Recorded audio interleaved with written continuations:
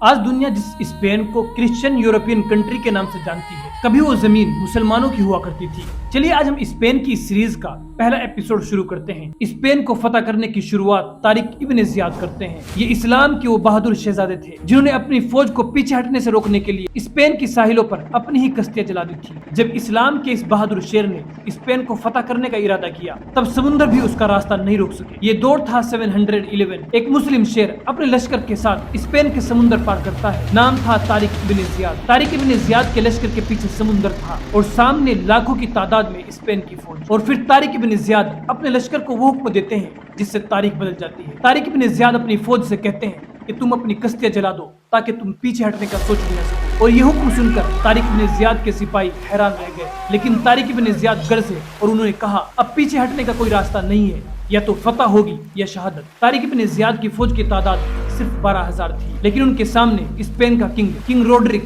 1 लाख की तादाद में फौज लिए खड़ा था। लेकिन कहते हैं कि जब ईमान, डिसिप्लिन और जज्बा एक साथ हो जाए, तब बड़ी से बड़ी सल्तनतें भी गिर जाती हैं। और फिर तारिक इब्न ज़ियाद ने इस लाखों की तादाद की फौज को हराकर स्पेन का गुरूर तोड़ दिया और फिर उंदलुस यानी स्पेन पर इस्लाम का परचम लहराया। इस सीरीज के पहले एपिसोड में हमने जाना है कि स्पेन को फतह करने की शुरुआत किस तरह हुई, और नेक्स्ट एपिसोड में हम जानेंगे कि स्पेन में मुसलमानों ने किस तरह से हुक्मरानी की।